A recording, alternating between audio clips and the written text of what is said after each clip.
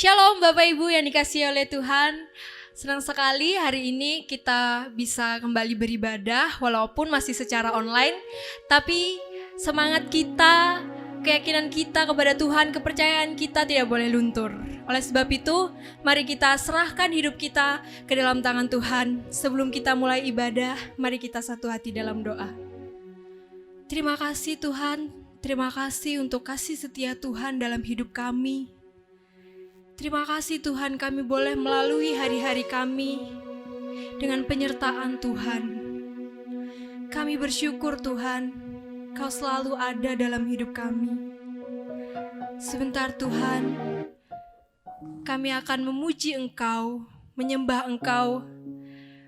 Berikan kami roh yang menyala-nyala Tuhan, menyembah-Mu, memuji-Mu Bapa. Terima kasih Tuhan, terima kasih. Dalam nama-Mu kami bersyukur dan berdoa. Haleluya. Amin.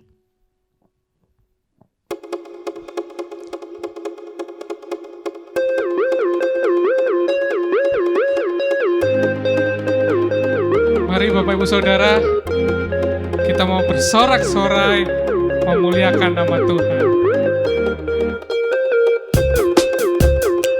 Dia Allah yang ajaib.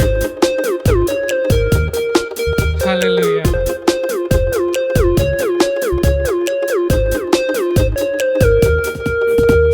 Tak terbayang kebesaran-Mu dan tak terbanding kekuatan-Mu Tuhan. Kau megah bagiku. Katakan segenap jiwa. Segenap jiwa dan pengharapan telah ku serahkan untuk rencana-Mu Tuhan. Kau Raja atasku, hanya Kau yang layak ditinggikan. Katakan ajaib Kau Tuhan.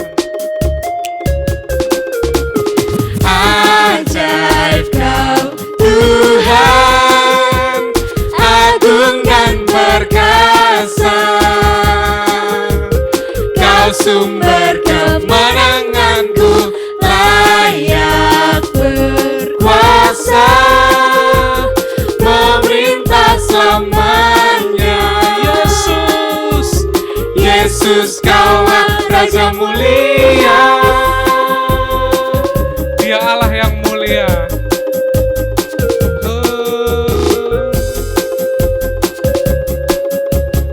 Katakan tak terbayang. Tak terbayang kebesaran-Mu dan tak terbanding kekuatan-Mu Tuhan. Kau megah bagiku. Segenap jiwa dan pengharapan telah ku serahkan untuk rencana-Mu Tuhan. Kau Raja atasku, hanya Kau yang layak ditinggikan.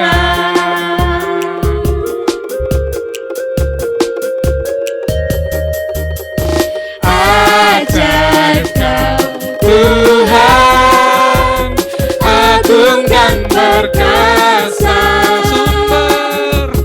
Kau sumber kemenanganku, layak berkuasa, memerintah selamanya. Yesus Kaulah Raja mulia. Ajaib Kau Tuhan, agung dan perkasa.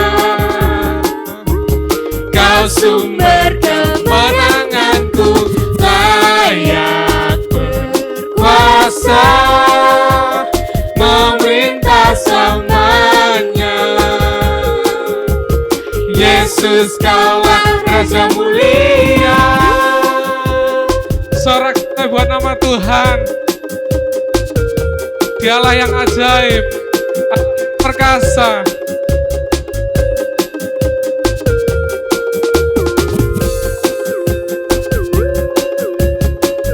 Haleluya.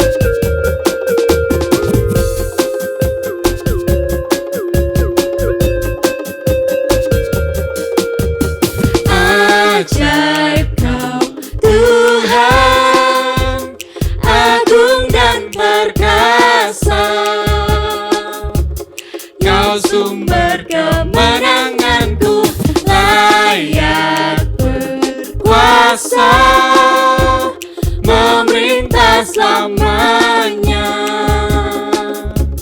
Yesus, Kaulah Raja mulia, ajaib Kau Tuhan agung dan perkasa. Kau sumber kemenanganku, layak berkuasa memerintah selamanya. Yesus, Kaulah Raja mulia,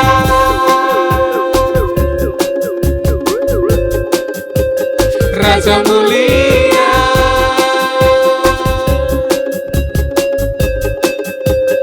Raja mulia,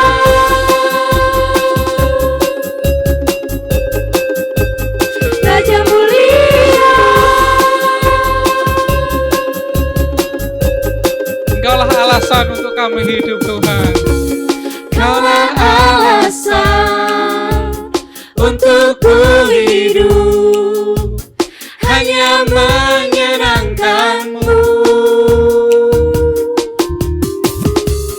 Kaulah alasan untuk ku hidup, hanya menyenangkan-Mu. Kau alasan, Kaulah alasan untuk ku hidup, hanya menyenangkan-Mu. Kaulah alasan untuk ku hidup, hanya menyenangkan-Mu. Katakan Yesus, Yesus Tuhanku, amin, yang berkuasa atasku, hidupku takkan sama. Ku tahu sungguh anugerah-Mu bagiku, hidupku takkan sama. Yesus Tuhanku, yang berkuasa atasku, hidupku takkan sama. Ku tahu sungguh anugerah-Mu bagiku, hidupku takkan sama.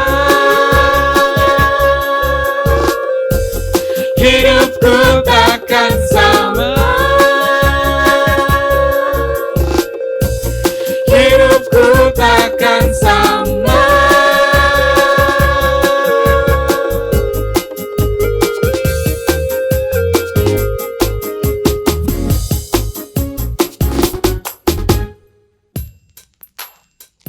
Tiba saatnya kita akan mendengarkan firman Tuhan. Mari sama-sama kita siapkan hati kita untuk menerima kebenaran firman Tuhan. Kita mau rasakan kebaikan Tuhan. Kita mau rasakan kebesaran Tuhan. Terima kasih Yesus. Haleluya.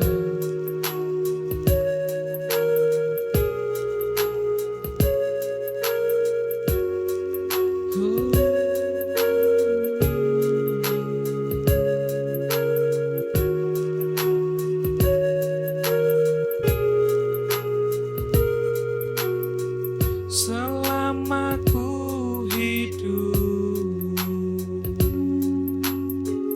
apapun musimku, ku percaya kebesaran-Mu,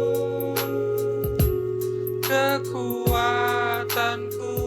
di dalam-Mu.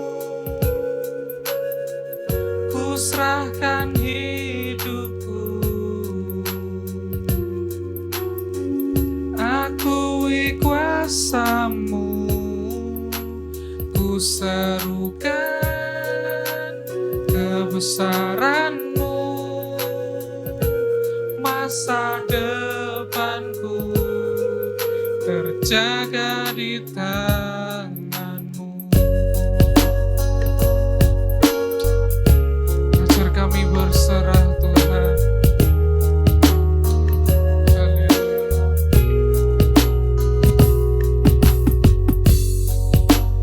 Ajarku berserah, kuasai mataku, bahwa Kau besar menggenggam hidupku.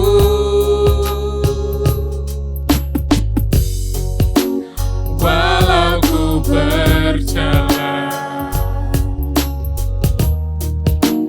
di lembah yang gelap, tenang jiwaku,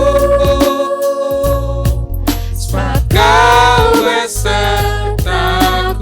Selama ku hidup, Selama ku hidup, apapun musimku, kami percaya Tuhan, ku percaya kebesaran-Mu. kebesaran-Mu. Amin. Kekuatanku di dalam-Mu, ku serahkan hidupku, akui kuasa-Mu, ku serukan kebesaran-Mu. Masa depanku terjaga di Yang Maha Kuasa, tangan-Mu. surga bumi Kan menyembah Yesus, Raja segalanya. Kau yang berdaulat surga bumi. Kan menyembah Yesus, Raja selamanya.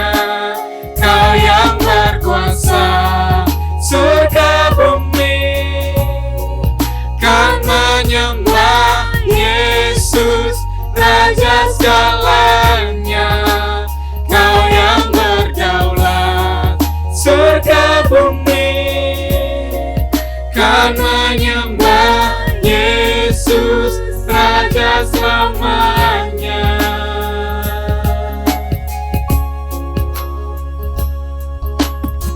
Selama ku hidup, apapun musimku, ku percaya kebesaran-Mu, kekuatanku di dalam-Mu, ku serahkan hidupku, akui kuasa-Mu, ku serukan kebesaran-Mu. Masa depanku terjaga di tangan-Mu. selama ku hidup. Selama ku hidup, Selama kami hidup Tuhan, apapun musimku, apapun musim di dalam setiap ku kehidupan kami, percaya kami tetap percaya Yesus, kebesaran-Mu, Kau besar. kekuatanku di dalam-Mu, ku serahkan hidupku,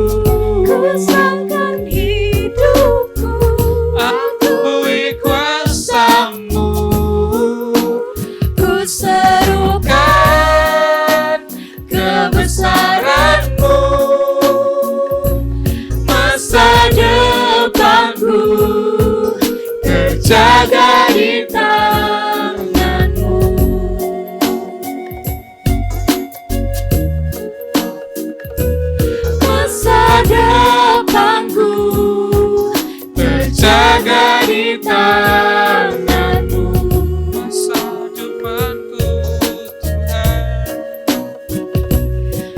masa depanku terjaga di tanganmu.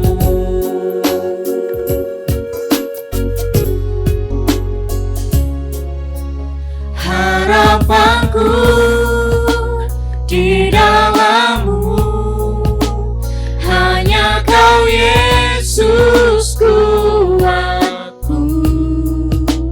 Ku percaya, ku aman dalam-Mu.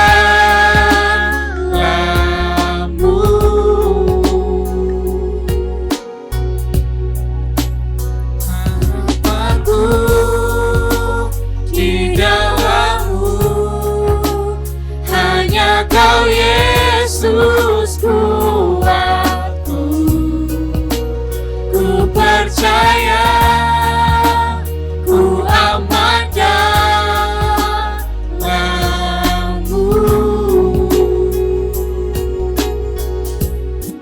Tak pernah gagal rencana-Mu, terangi jalanku, kuasa-Mu sempurna.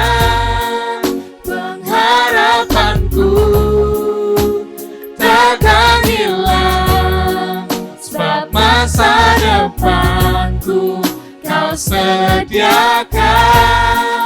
Tak pernah gagal rencana-Mu, terangi hidupku, kuasa-Mu sempurna. Pengharapanku takkan hilang, sebab masa depanku dalam-Mu. Harapanku di dalam-Mu, hanya Kau Yesus kuatku. Kami percaya, Ku percaya, ku aman dalam-Mu.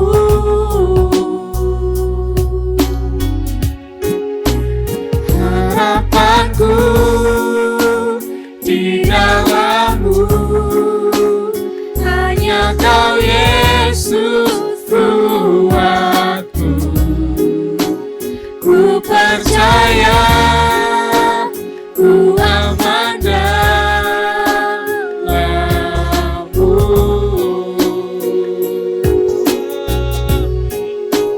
Ku percaya, ku aman dalam-Mu. kami percaya Tuhan. Ku percaya, ku aman dalam-Mu.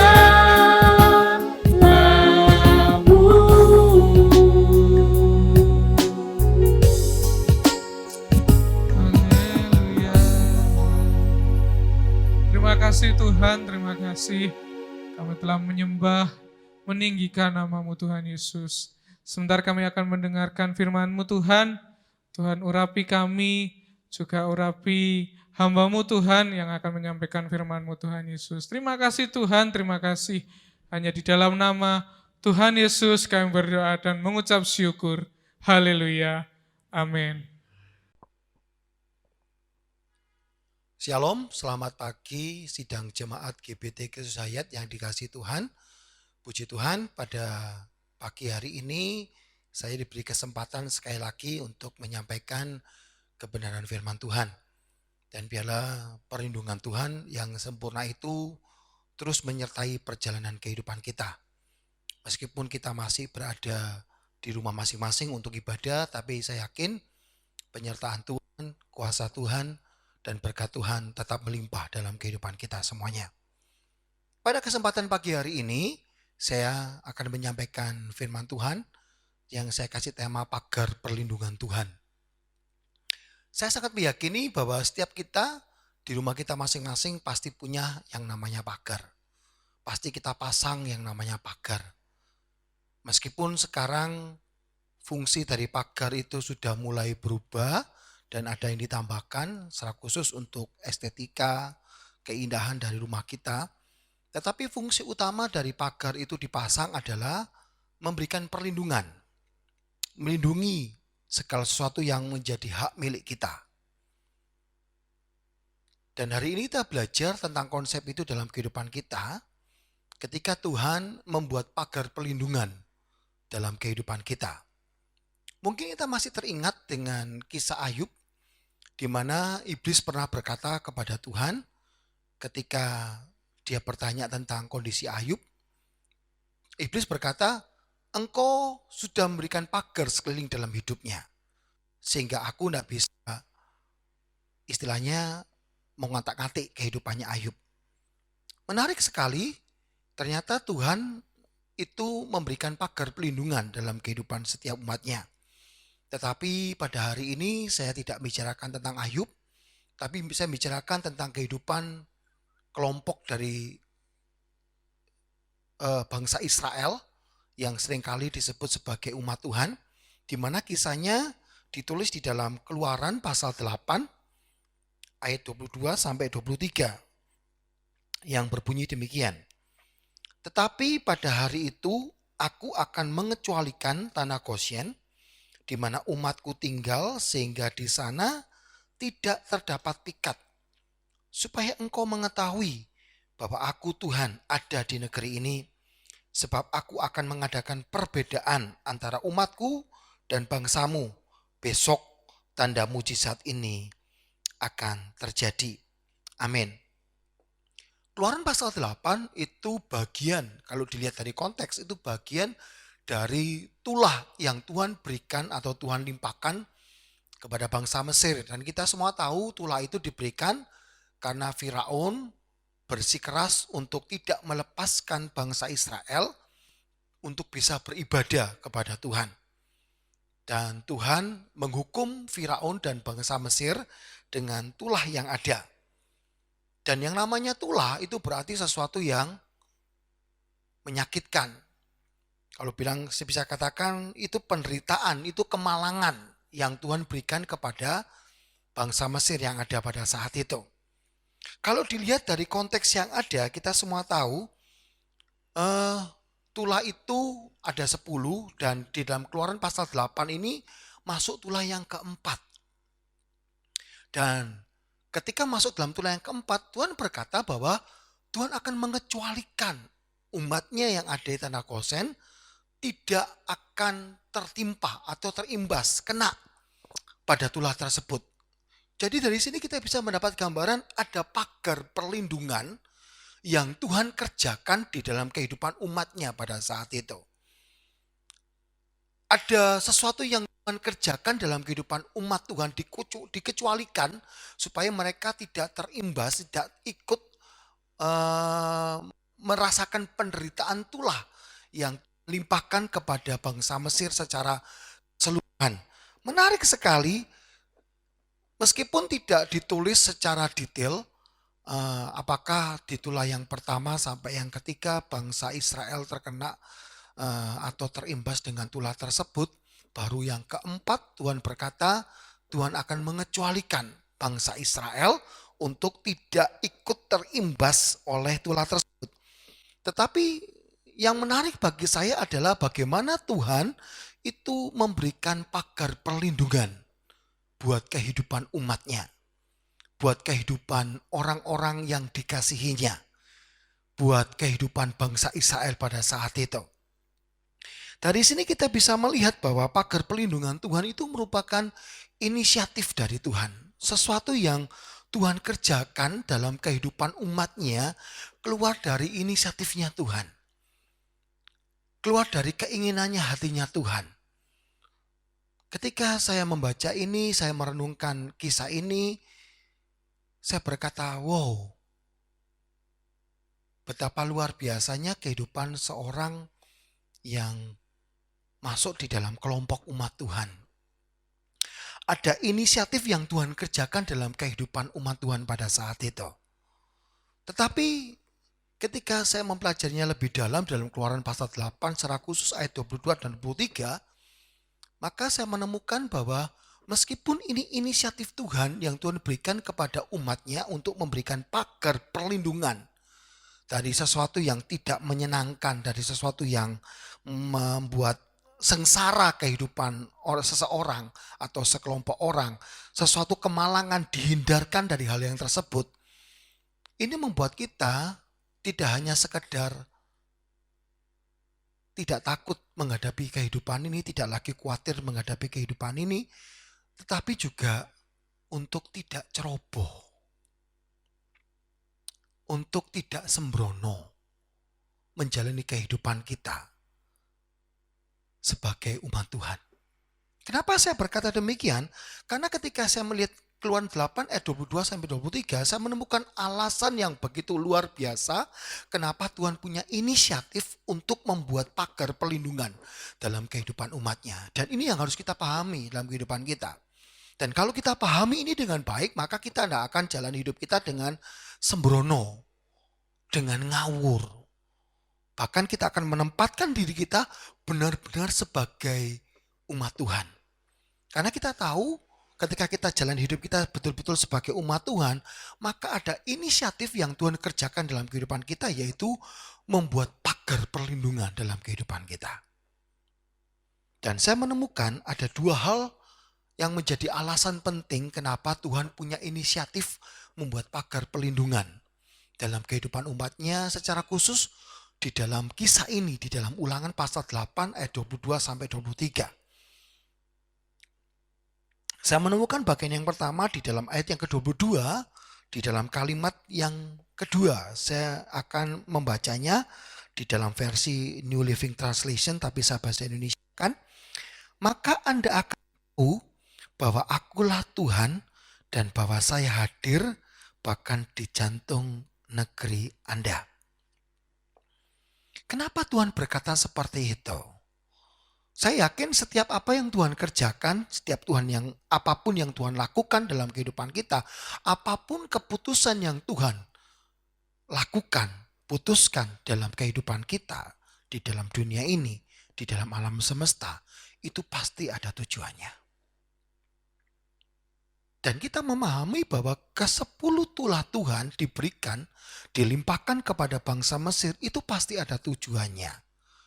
Bukan cuma hanya sekedar sesuatu yang dikerjakan Tuhan sembarangan atau menjadi sesuatu yang hanya untuk menyenangkan hati Tuhan, menyiksa orang lain, menyiksa orang-orang yang bukan umat Tuhan, bukan cuma sekedar itu.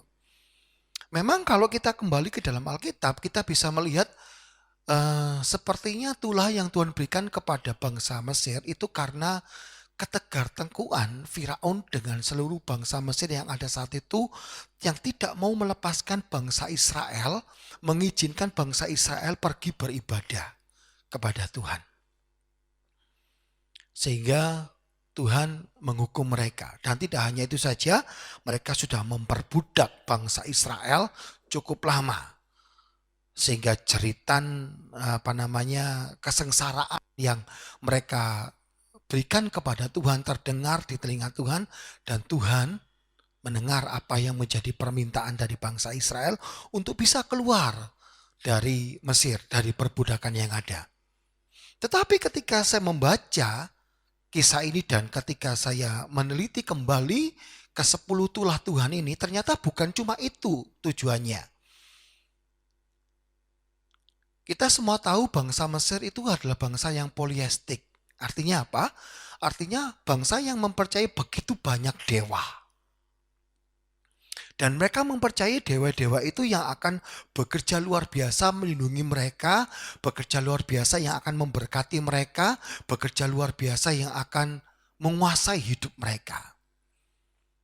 Dan ke-10 tulah Tuhan itu semuanya tujuannya adalah menentang, melawan para dewa-dewa itu. Supaya Tuhan bisa menunjukkan kepada bangsa Mesir, supaya Tuhan bisa mencelikkan mata daripada orang Mesir, Firaun dan semuanya, bahwa Tuhanlah yang jauh lebih berkuasa daripada seluruh dewa yang selama ini mereka percayai, yang selama ini mereka sembah pada saat itu. Bahkan saya membaca sebuah artikel ditulis bahwa ada sekitar 80 dewa yang dipercayai oleh bangsa Mesir pada saat itu, yang dipercaya memiliki kuasa atas seluruh bangsa Mesir pada saat itu. Bahkan saya membaca sejarah yang ada, Firaun sendiri dianggap dewa, putra dari Amun-Ra. Sehingga Firaun sendiri disembah sebagai salah satu sosok dewa yang ada. Dan dari situlah Tuhan ingin menunjukkan kepada bangsa Mesir bahwa, secara khusus juga Firaun, bahwa Tuhan itu jauh lebih berkuasa dibandingkan para dewa itu. Tuhan jauh lebih hebat dibanding para dewa-dewa mereka yang selama ini mereka sembah pada saat itu. Dan kita semua tahu di dalam Keluaran pasal 8 ayat 20-23 dikatakan bahwa ada pikat. Menarik. Ketika saya meneliti kata pikat, saya menemukan itu adalah lalat yang berukuran besar. Seringkali di tempat lain juga disebut duckball fly atau lalat anjing yang sangat suka sekali menjilat dan menghisap darah. Dan biasanya kalau mereka datang itu secara berkerumun dalam jumlah yang besar, dan kalau mereka menyerang mangsanya, mereka melakukan serangan seperti pesawat jet. Manuvernya cepat dan mereka menyakiti setiap lawan-lawannya. Dengan tujuan supaya bisa menggigit lawannya dan menghisap darah itu. Konsep kata pikat itu seperti itu. Sedangkan di dalam bahasa Ibrani, kata pikat itu ditulis dengan kata Arab, yang secara literal itu berarti kawanan besar yang menindas.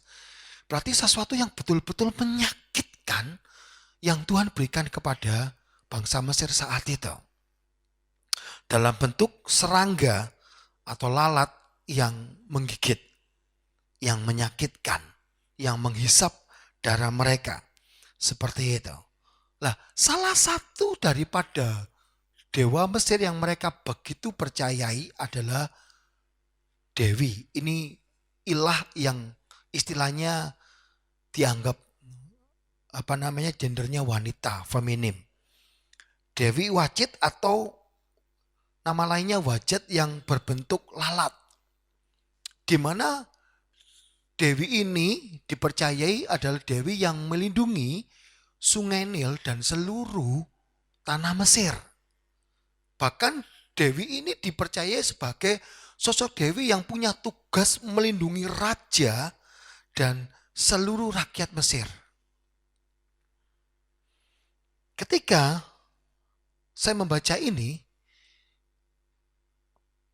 tidak salah kenapa Tuhan memberikan perintah kepada Musa di dalam ayat yang ke-20 dan 21, Keluaran pasal 8. Saya akan bacakan. Berfirmanlah Tuhan kepada Musa, bangunlah pagi-pagi dan berdirilah menantikan Firaun. Kalimat ini perhatikan, pada waktu biasanya ia keluar ke sungai. Dan katakanlah kepadanya, beginilah firman Tuhan, biarkanlah umatku pergi supaya mereka beribadah kepadaku. Sebab jika engkau tidak membiarkan umatku itu pergi, maka aku akan melepaskan pikat terhadap engkau, terhadap pegawai-pegawaimu, rakyatmu dan rumah-rumahmu, sehingga rumah-rumah orang Mesir bahkan tanah di mana mereka berdiri akan penuh dengan pikat. Memang Alkitab tidak menjelaskan apa yang biasa dilakukan oleh Firaun di Sungai Nil pada pagi hari. Mungkin bisa mandi, mungkin bisa yang lain. Tetapi kalau berkenaan dengan tulah ini, maka saya yakin apa yang dilakukan oleh Firaun di Sungai Nil pada pagi hari ini bukan cuma sekedar mandi, tetapi melakukan ritual keagamaannya. Menyembah Dewi Wajid atau Wajid ini yang dianggap sebagai Dewi pelindung dirinya dan seluruh tanah Mesir. Pada saat itu Tuhan berkata kepada Firaun melalui Musa untuk melepaskan bangsa Israel pergi beribadah. Kalau enggak, Tuhan akan melepaskan pikat. Gambarnya sosoknya seperti Dewi Wajid yang selama ini dia sembah. Yang selama ini dia percaya itu akan melindungi dia dari segala mara bahaya. Melindungi seluruh umatnya, tanah di Mesir dari semua bahaya yang ada. Dan pada saat itu Tuhan berkata kepada Firaun, tetapi ingat, kali ini akan beda. Hanya di tanah Goshen, di mana umatku itu tinggal, tidak akan diserang lalat pikat ini. Nah, akan diserang oleh tulah ini. Dia akan dibedakan, mereka akan dilindungi dengan kuasa Tuhan. Menarik sekali. Jadi jelas sekali kenapa Tuhan berkata supaya engkau tahu, supaya engkau ketahui bahwa aku ini betul-betul hadir di negerimu dengan melakukan keajaiban yang seperti itu, dengan melakukan perlindungan yang seperti itu. Dan selama ini mereka beranggapan bahwa hidup mereka dilindungi dari mara bahaya, dari apapun juga, karena mereka percaya ada Dewi Wajid, ada Dewi Wajid yang selama ini melindungi dirinya, melindungi seluruh tanah Mesir. Tetapi hari itu, saat itu, setelah tulah itu ditumpahkan, mereka seharusnya sadar bahwa perlindungan yang sejati itu bukan datang dari siapapun dan dari dewa yang mereka sembah saat itu, selama itu, tetapi hanya dari Tuhan saja. Itu yang sebetulnya Tuhan ingin kerjakan dalam kehidupan bangsa Mesir. Untuk menunjukkan ternyata perlindungan yang sejati itu bukan datang dari dewa yang selama ini mereka percaya punya kuasa, punya otoritas atas hidup mereka, atas segala tanah atau bangsa yang ada di Mesir, tetapi hanya Tuhan saja yang punya otoritas.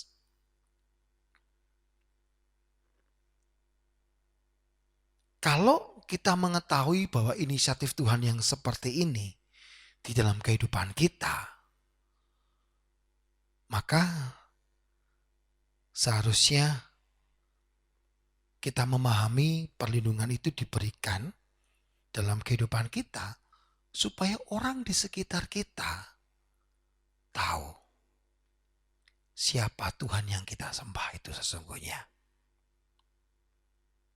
Atau dengan kata lain, pagar pelindungan Tuhan yang Tuhan taruh dalam kehidupan kita, supaya apa? Supaya nama Tuhan semakin dipuji dan dipermuliakan dalam kehidupan kita. Supaya orang yang di sekitar kita tahu siapa Tuhan kita. Perhatikan, pagar perlindungan yang Tuhan berikan kepada kita, tidak ada satupun keuntungannya untuk kita. Tidak ada satupun kreditnya untuk kita. Kita berikan sepenuhnya untuk Tuhan di dalam hidup ini. Tuhan kasih perlindungan dalam kehidupan kita, itu bukan dasar buat kita untuk menjadi sombong.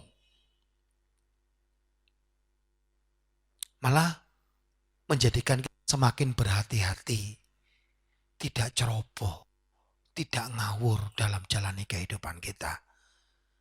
Karena pada hakikatnya perlindungan yang Tuhan berikan kepada kita dengan cara yang ajaib, inisiatifnya yang diberikan itu mendatangkan cuma satu, untuk kemuliaan nama Tuhan. Itu alasannya. Makanya saya katakan tadi itu, perlindungan Tuhan itu seharusnya tidak hanya membuat kita tidak khawatir dalam jalan hidup kita, tetapi membuat kita semakin tidak ceroboh dan tidak ngawur dalam jalan hidup kita. Karena apapun yang Tuhan kerjakan termasuk perlindungan yang ajaib itu.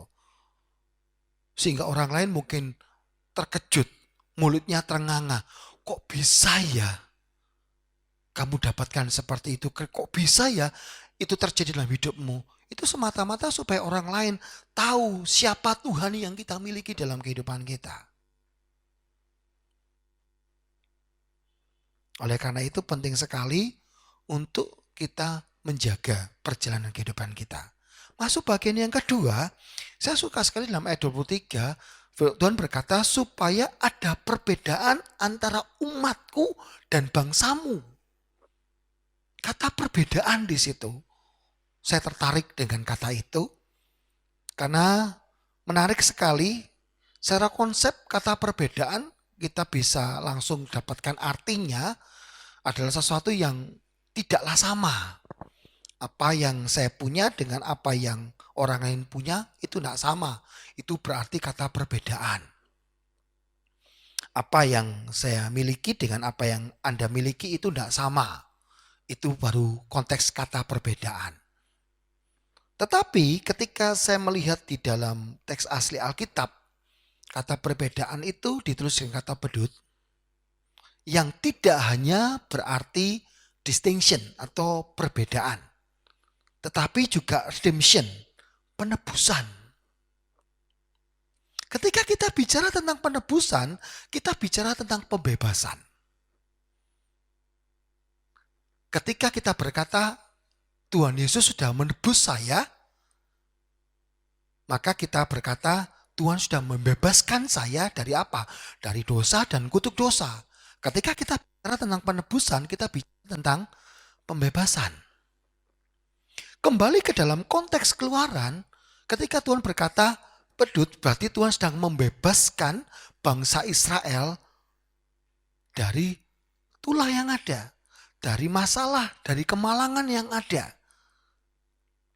Menarik sekali, makanya Tuhan berkata besok tanda mujizat ini terjadi supaya penebusan itu betul-betul bisa mereka lihat. Pembebasan itu bisa mereka melihat. Itu yang Tuhan lakukan dalam kehidupan bangsa Israel.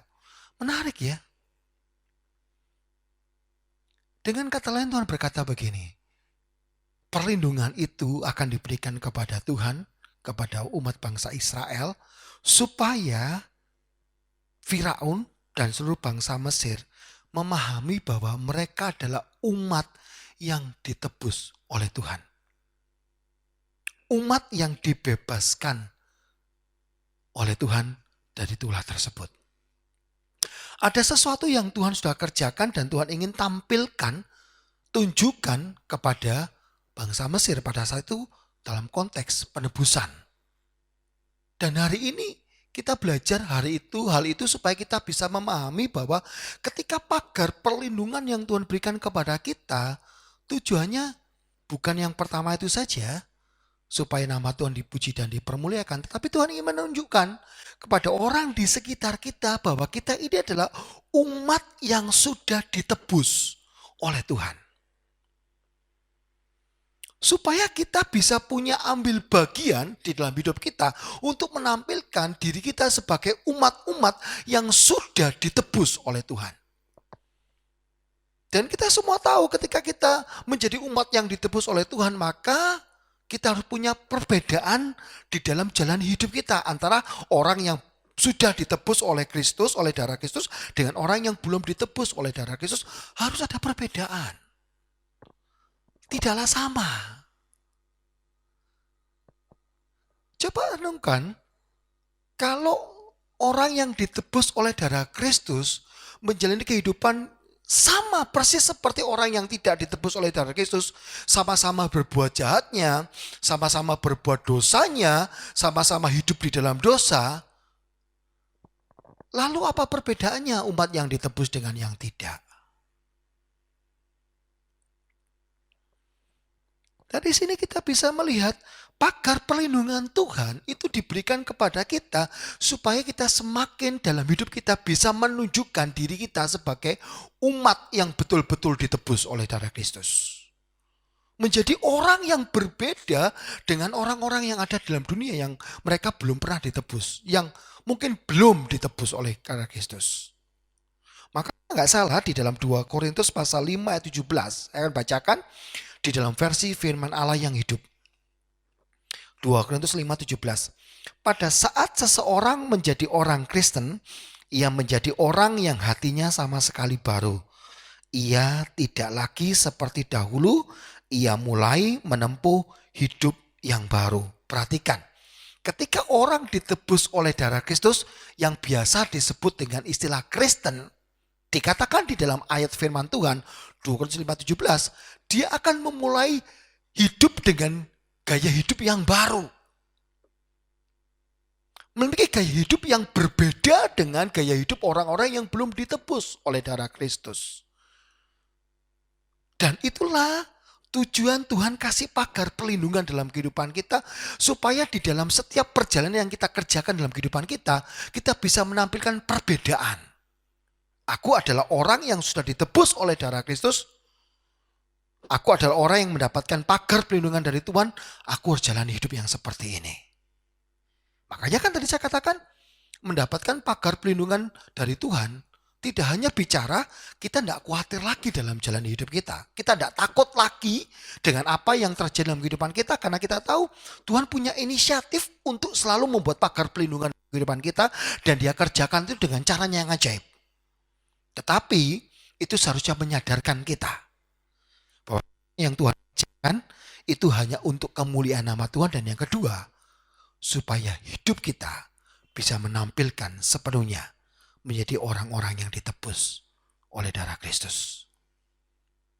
Supaya hidup kita bisa menunjukkan perbedaan yang nyata. Bahwa kita ini orang yang sudah ditebus oleh darah Kristus dalam kehidupan kita. Dan itu hal yang harus kita pahami dalam kehidupan kita. Sekali lagi, kita tidak perlu khawatir lagi untuk jalani kehidupan kita. Karena kita tahu kita punya Tuhan yang selalu punya inisiatif untuk membuat pagar perlindungan dalam kehidupan kita. Tapi kita harus ingat, kita tidak boleh ceroboh. Kita tidak boleh ngawur dalam jalani kehidupan kita. Kenapa? Karena ada tanggung jawab dalam kehidupan kita dengan pagar perlindungan yang Tuhan berikan. Tanggung jawabnya bukan cuma semuanya dikembalikan untuk kemuliaan nama Tuhan. Tidak ada satu kredit pun yang untuk keuntungan kita, untuk diri kita, semuanya kita persembahkan untuk Tuhan. Yang kedua, supaya hidup kita bisa kita tampilkan betul-betul sebagai orang-orang yang sudah ditebus oleh darah Kristus. Sehingga orang bisa melihat, oh ini loh, kelakuan orang Kristen tuh seharusnya seperti ini. Kehidupannya orang Kristen harusnya seperti ini.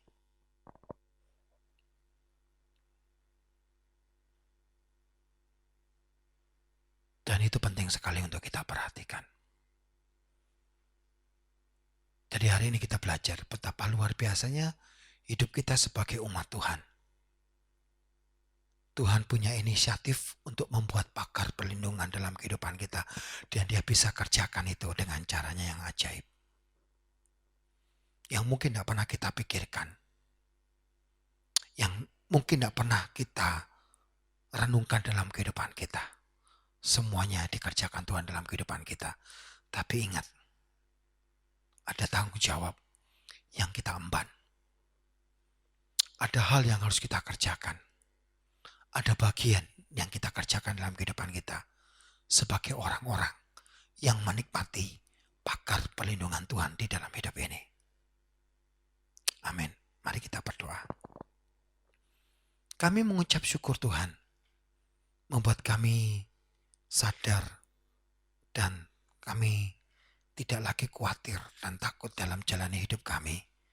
Karena sebagai umat-Mu, Engkau punya inisiatif untuk membuat pagar perlindungan dalam kehidupan kami. Tapi biarlah itu tidak membuat kami sembrono, ngawur dalam jalani hidup kami. Tapi biarlah kami boleh semakin bisa menampilkan kehidupan yang sesungguhnya sebagai orang yang sudah ditebus oleh darah Kristus. Tidak hanya sekedar kami tidak khawatir dalam jalan hidup ini. Bukan cuma sekedar tidak takut lagi dalam menjalani perjalanan hidup kami. Tapi menjadi kami semakin benar, kudus, berkenan di hadapan-Mu. Itu tujuan utama dalam kehidupan kami Tuhan. Untuk menikmati pagar perlindungan Tuhan dalam kehidupan kami. Berkati setiap sidang jemaat-Mu dimanapun kami berada. Kami yakin Engkau membuat pagar perlindungan dalam kehidupan kami. Sejak hari ini dan untuk selama-lamanya dalam hidup kami. Terima kasih Tuhan. Berkati Bapak Gembala Sidang, Pak Jonathan, bersama keluarga dan seluruh majelis yang ada. Apapun yang mereka kerjakan, lakukan, putuskan. Biarlah nama Tuhan semakin dipuji dan dipermuliakan. Apapun yang mereka butuhkan, perlukan, kami yakin Engkau sanggup mencukupkan dalam kehidupan mereka. Terima kasih Tuhan. Kami yakin Engkau mendengar dan menjawab doa kami pada pagi hari ini. Di dalam nama Tuhan Yesus Kristus, kita semua yang percaya dan diberkati Tuhan, sama-sama kita katakan amin. Selamat pagi, Tuhan Yesus memberkati kita semuanya. Shalom, selamat hari Minggu Bapak Ibu Saudara yang dikasihi oleh Tuhan. Terima kasih untuk Bapak Pendeta Yohanes STH yang sudah menjadi berkat buat kita pada hari Minggu ini. Kita terus berdoa untuk bangsa dan negara kita, berdoa untuk terus pemulihan buat virus dan semuanya, berdoa untuk pemerintah Jokowi. Dan jangan lupa kalau saudara ingin memberikan persembahan untuk gereja kita, saudara bisa persembahkan di nomor rekening BCA 064233688 atas nama GPT Jemaat Kristus Hayat. Dan kalau saudara ingin memberikan persembahan persepuluhan di nomor rekening BCA 06402833378 atas nama Jonathan Octavianus. Mari saya undang saudara untuk bangkit berdiri dan pemain musik maju ke depan dan kita akan menyanyikan pujian kita yang terakhir. Mari Bapak Ibu Saudara, kita akan menutup ibadah kita. Mari sama-sama kita pujikan segala kemuliaan.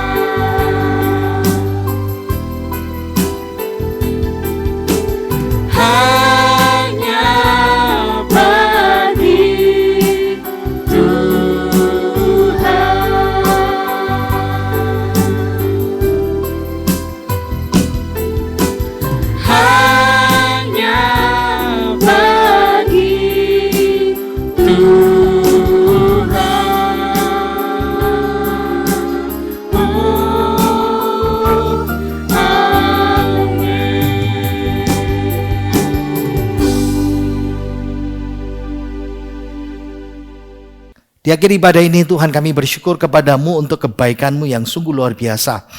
Engkau berkati kami dalam ibadah kami di minggu terakhir di bulan Agustus ini. Engkau berkati hamba-Mu Bapak Pendeta Yohanes yang sudah menyampaikan firman Tuhan. Engkau berkati kami yang sudah beribadah. Engkau berkati seluruh sidang jemaat-Mu semuanya. Engkau memberkati langkah-langkah kehidupan kami. Kami percaya Tuhan, berkat-Mu menyertai kami. Mari kita buka tangan kita, terima berkat dari Tuhan kita Yesus Kristus sendiri. Diberkatilah kaum pria, diberkatilah kaum wanita, diberkatilah suami istri, diberkatilah anak-anak pemuda-pemudi. Diberkatilah rumah tangga kita dengan damai sejahtera melimpah. Diberkatilah segala usaha pekerjaan toko kadi dan proyek kita.